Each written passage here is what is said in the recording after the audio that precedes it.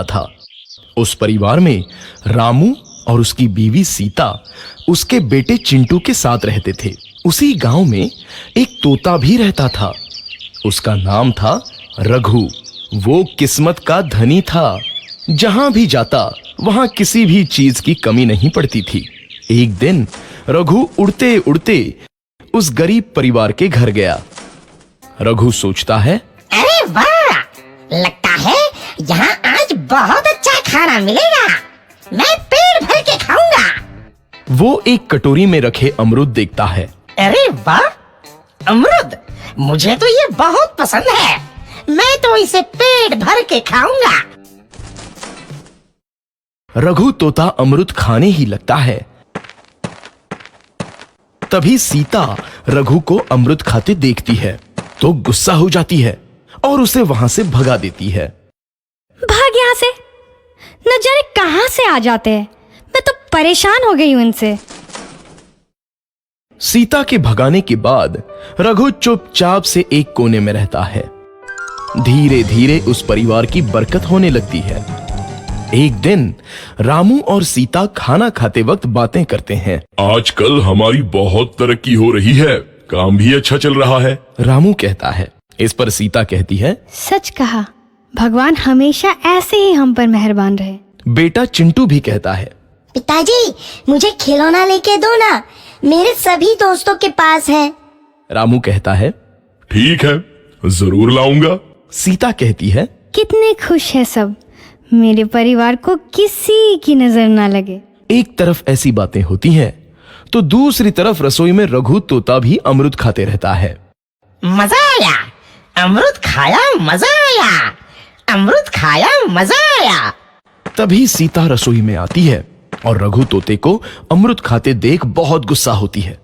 सीता रघु को बाहर निकालने के लिए पिंजरे में अमरूद रखती है। रघु जब अमरूद खाने लगता है तो पिंजरे का दरवाजा बंद हो जाता है और वो उसमें फंस जाता है। मुझे बाहर निकालो, मैं यहाँ फंस गया हूँ, मुझे बचाओ। अगले दिन सीता पिंजरा उठाकर बाहर दूर उस रघु को छोड़ देती है। रघु के जाते ही उनके घर आई बरकत धीरे धीरे कम हो जाती है। उन्हें बहुत घाटा होता है। सीता कहती है, ये क्या हो रहा है, अचानक इतना कैसे बदल गया? अभी तक तो सब कुछ अच्छा चल रहा था। रामू कहता है, लगता है भगवान हम पर रूठ गए हैं। चिंटू भी कहता है, लगता है अब मुझे खिलौने भी नहीं मिलेंगे। और वो रोने लगता है और बाहर चला जाता है। कुछ दिन बाद रघु तोता फिर से उस घर में आता है।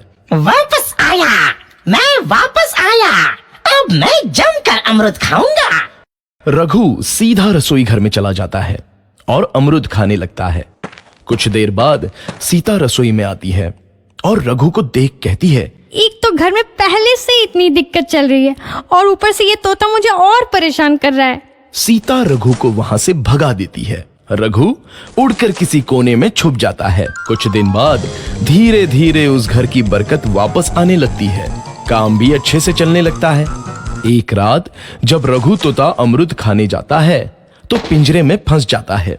ये लोग आखिर चाहते क्या हैं? एक तोते को शांति से अमरूद खाने क्यों नहीं देते? मैं कौन सा चोरी कर रहा हूँ? बस अमरूद ही तो खा रहा हूँ। तभी रामू वहां आता है और पिंजरे में रघु तोते को देख उसे बाहर छोड़ देता है। ये तोता भी कितना जिद्दी है, बार बार वापस आ जाता है।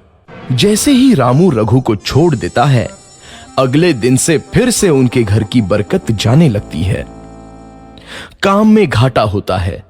किसी को समझ नहीं आ रहा था कि ऐसा क्यों हो रहा है। रघु तोता घर आता है तो अचानक बरकत आती है और जब रघु तोता को बाहर निकालते हैं तो बरकत चली जाती है। एक दिन सीता रघु तोते के घर आने और बाहर जाने की स्थिति पर नजर रखती है। ये तोता जब भी घर आता है तो घर में बरकत आती है और जैसे ही ये घर से बाहर जाता है तो उसी के साथ बरकत भी चली जाती है। कहीं ये जादुई तोता तो नहीं है? अगली बार जब ये तोता घर आएगा तो मैं इसे कहीं नहीं जाने दूंगी।